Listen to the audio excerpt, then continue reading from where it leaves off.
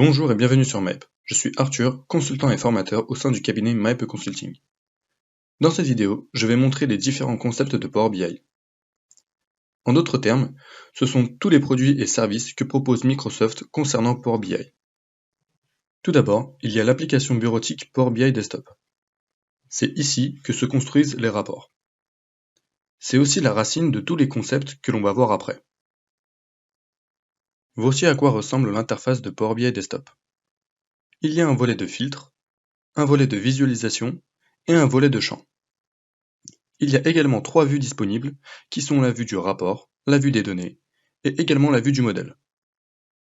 L'utilisation de ce logiciel est 100% gratuite.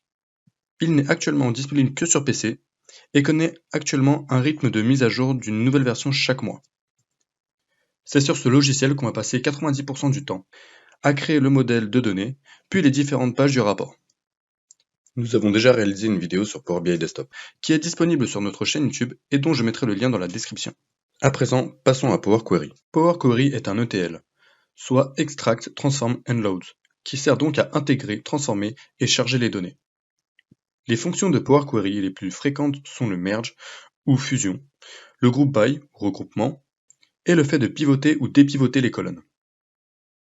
Power Query est directement intégré à Power BI Desktop et on y accède via le bouton Transformer les données. Power Query est la première étape dans la création d'un rapport. Lorsque l'on importe une requête et que l'on veut procéder à des modifications, on accède à Power Query. On a une vue sur la requête au milieu, à droite les étapes appliquées, et au-dessus les différentes fonctions de Power Query. Nous avons déjà réalisé une vidéo sur Power Query, vous trouverez son lien en description.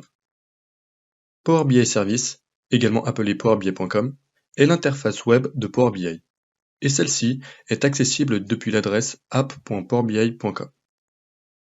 Elle permet de partager des rapports et aux utilisateurs de les consommer, mais également de paramétrer des alertes, des abonnements et de planifier l'actualisation et de mettre en place la RLS, sécurité au niveau des lignes. Lorsqu'on se rend sur Power BI Service, on tombe sur la page d'accueil. Dans le menu à gauche, on voit toutes les fonctionnalités de Power BI Service. Et la plus importante de toutes, les espaces de travail, qui permettent de stocker tous les rapports, les jeux de données ou encore les tableaux de bord. Encore une fois, une présentation de Power BI Service fait l'objet d'une vidéo sur notre chaîne YouTube. Power BI a été enrichi de nouvelles fonctionnalités au fil des années, qui à terme devraient permettre de ne plus utiliser Power BI Desktop. Par exemple, grâce à la fonctionnalité Dataflow, Power Query est utilisable directement sur navigateur web. De plus, avec le Data Mart, disponible depuis début 2022, Microsoft a reproduit presque l'intégralité de Power BI Desktop, mais directement au sein du service Power BI. Cette fonctionnalité est disponible seulement avec une licence Power BI Premium, dont nous parlerons plus loin. Les licences Power BI permettent aux membres d'une organisation d'accéder à du contenu Power BI en production, c'est-à-dire du contenu terminé, que ce soit des rapports ou des jeux de données, et que ce soit en lecture seule ou avec des droits d'édition. Il en existe deux, c'est Power BI Pro et Power BI Premium. La licence Power BI Pro est la licence de base, et c'est celle qu'on retrouve la plupart du temps. Celle-ci est à 8,4 € par utilisateur par mois. Elle permet aux différentes organisations d'accéder à leur domaine de messagerie au sein du service Power BI, avec une capacité partagée, ce qui signifie que Microsoft partage son infrastructure cloud aux différentes organisations. La licence Power BI Premium, elle, correspond à des usages beaucoup plus poussés, qui correspondent plus ou moins à ceux du Big Data. C'est-à-dire lorsqu'il y a un besoin constant d'actualiser les données, que celles-ci sont nombreuses et qu'elles proviennent de plusieurs sources. Power BI Premium dispose elle-même de deux sous-licences. Power BI Premium par utilisateur, que l'on nomme PPU, facturé le double d'une licence Power BI Pro, soit 16,90 € par mois. Enfin, l'autre sous-licence est Power BI Premium par capacité, que l'on nomme PPC. Ce besoin peut apparaître dans les organisations qui ont des besoins considérables en termes de traitement de données, et qui nécessitent de ne plus se reposer sur une capacité partagée, mais au contraire de privatiser une partie des serveurs de Microsoft en ayant une capacité dédiée. Le besoin pour une licence Power BI Premium par capacité peut également s'avérer si vos données sont critiques et doivent rester sur les serveurs de votre entreprise. Pour cela, vous utiliserez Power BI Report Server, qui est une version de Power BI Premium et dont nous parlerons un peu plus loin. L'application mobile Power BI permet d'accéder à Power BI Service plus rapidement depuis un téléphone mobile. Elle est disponible pour Android et iOS. Le principal avantage de cette application mobile, c'est qu'elle permet d'accéder aux rapports Power BI tout en étant en déplacement. Et aussi, que l'on peut être alerté de changements dans nos rapports grâce à des notifications. Pour mettre un rapport au format mobile, c'est très simple.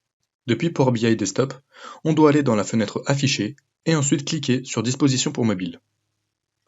On peut donc créer un rapport avec un format adapté à des terminaux mobiles, grâce à un canevas spécifique où l'on peut disposer les visuels à notre guise. Voici un exemple d'un rapport au format mobile. Power BI Report Builder permet de créer des rapports paginés afin qu'ils soient imprimés par exemple au format A4. Il faut tout d'abord télécharger l'application Power BI Report Builder, qui est une application différente de Power BI Desktop et qui ressemble un peu à un SSRS. Nous avons réalisé une vidéo à ce sujet, qui est disponible sur notre chaîne YouTube et dont le lien est dans la description. Enfin, on va parler du dernier concept de Power BI, qui est Power BI Report Server. C'est un système proche de Power BI Service, sauf qu'il permet de publier des rapports sur les serveurs privés de l'entreprise. C'est ce qu'on appelle du cloud privé ou bien du cloud on-prem. C'est très utile si on doit manipuler des données critiques et confidentielles, par exemple des données sur des cartes vitales, des secrets de fabrication ou autres. L'application est donc très répandue dans le secteur bancaire ou bien dans le secteur public. L'utilisation de Power BI Report Server s'est popularisée à cause du Cloud Act, qui est une loi fédérale des États-Unis adoptée en 2018. Cette loi extraterritoriale américaine permet aux administrations des États-Unis, disposant d'un mandat et de l'autorisation d'un juge, d'accéder aux données hébergées dans les serveurs informatiques situés dans d'autres pays. Afin de fonctionner, Power BI Report Server nécessite une licence Power BI Premium. Nous abordons ces cas lors de nos formations Power BI en présentiel ou en distanciel. Merci d'avoir regardé la vidéo, à la prochaine!